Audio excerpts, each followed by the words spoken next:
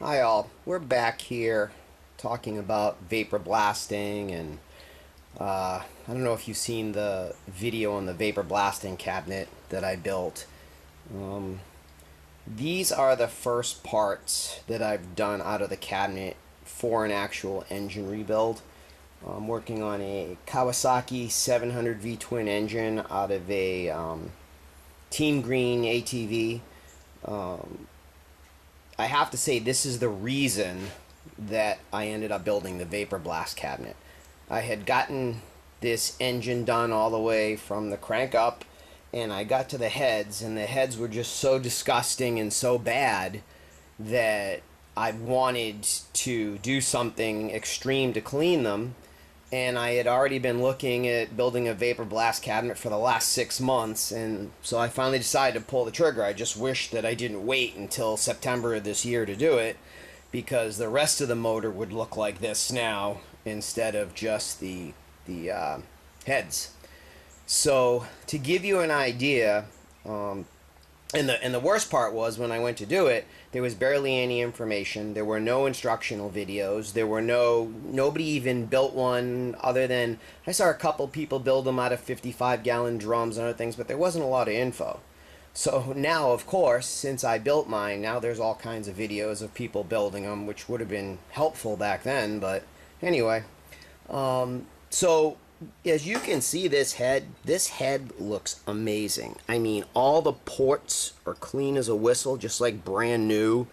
But you really don't get an idea of just how beautiful this looks, I'm sure, on the video. It's incredible. It looks brand new.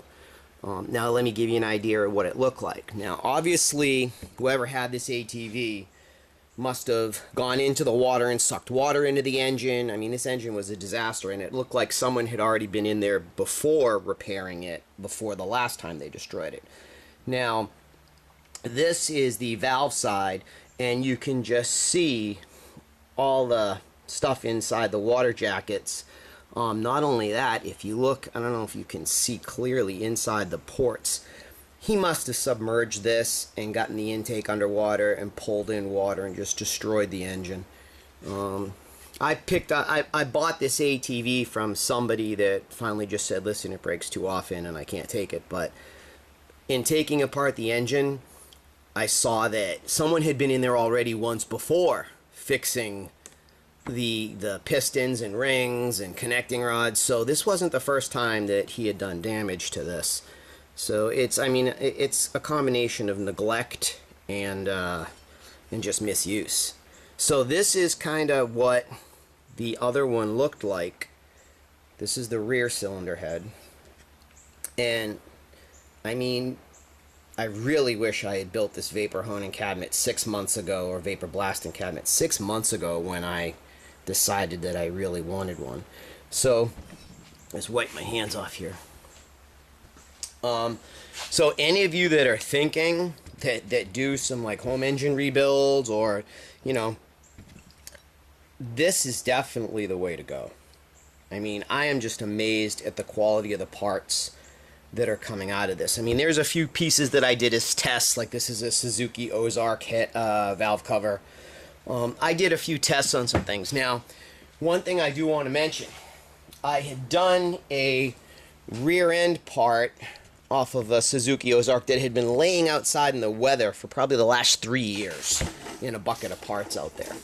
And while it did clean it, anything you have that is not aluminum will start to pit and rust almost immediately after you vapor blast it.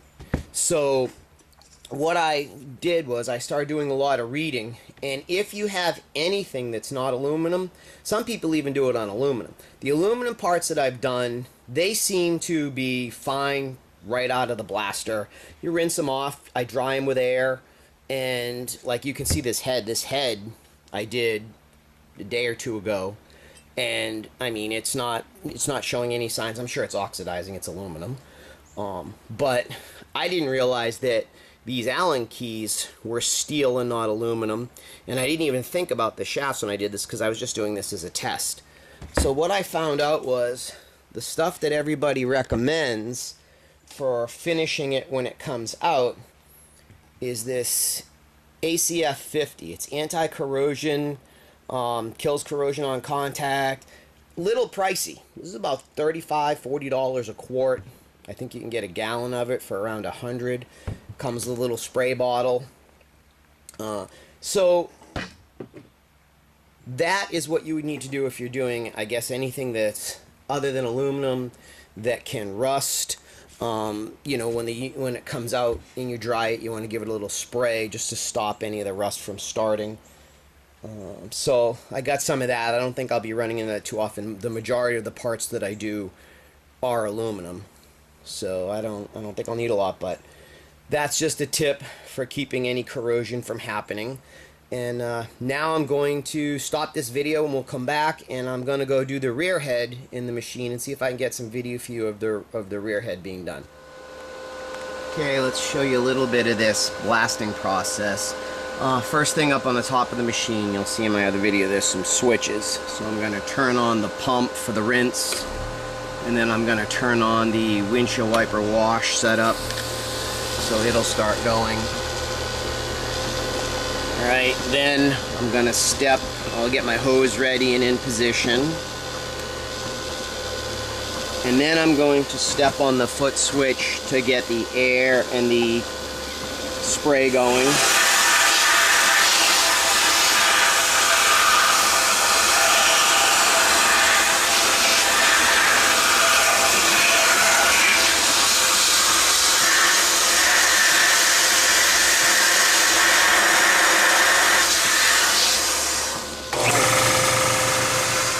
Okay, I shut off the compressor. Let me get the piece out. I want to go over a few things about the blasting. What I do is I usually give the piece a once over, and then I bring it out and I take a look at it. Here, let me get it and I'll come back. Okay, so this was after a couple of minutes you saw in the blasting cabinet, and I wanted to show you a few things. I didn't want to complete it. First of all, you don't want to sit there. It takes me about 35 to 40 minutes to do one of these. And what I wanted to show you is it cleans relatively quickly and does a great job. Sometimes you'll see a little spot that you may have missed that was, you know, in the cabinet between the windshield wiper and the everything splashing around. You may have missed a spot. But the main thing that I've noticed that you have to check for is that the glass bead will bounce off any type of silicone or gasket cement. Like you can see where they had dripped it here, because I told you someone had been in this engine before. So you can see where here's a piece that I just pulled off. It's really weird. It almost feels like hot glue. But I mean, I wouldn't put it past these people, but you never know, because this was trashed. But you have to go in and more or less take that off yourself. You can see it inside the back here. There's a lot of it where there was a gasket. It doesn't feel like silicone. It doesn't feel like gasket cement. Kind of weird. Anyway, some type of rubber material. But the glass bead will just bounce off of that. So what I usually do is, what I did on the last head was, after I got it pretty well cleaned and blasted all the grease off of everything, then I went in and I just go around and I pull off all this silicone before I go in and finish it, because then you'll be able to get the clean look everywhere. That, and here's some more inside of here you can pull out. That's one thing. The other thing is that you can see that, I mean, relatively quickly it was refurbishing this part into an incredible condition. So it's well worth the cost. I've seen, since I finished this one, like I said, within a couple of days or a week of me finishing this one, I already started to see how-to videos show up on YouTube. And while I probably spent, I think I have on the screen, I spent about $900 for the cabinet. It may actually fluctuate $200 either way. I got to sit there and make a list, because I added a few things at the end, put a few things that were less expensive at the end. So I'll try and get an accuracy on the price, but I've seen them I've seen them built for as little as $200 or $300, all the way up to $2,000 for a home built one.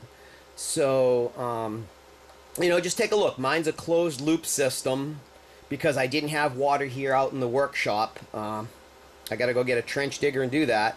But I will come on with some more videos as I do things. When I do some cast iron parts, like I have some automotive heads I want to do, I'll do a video on that showing the corrosion stuff sprayed on it to keep it from rusting, and maybe do like a time lapse to make sure it doesn't rust. And I'll get better at this video stuff. But absolutely, if you're a garage mechanic and you're working on stuff, you need one of these. And tell your wife you need the money, because what we found out yesterday was this cleans your pans that are destroyed in your house, your cooking pans. It cleans them amazing. You can clean rusty tools and rejuvenate them. It has many uses other than engine parts, but engine parts is where it really shines. So I'll be back again soon. Hope you have fun building one. Please subscribe. Thanks.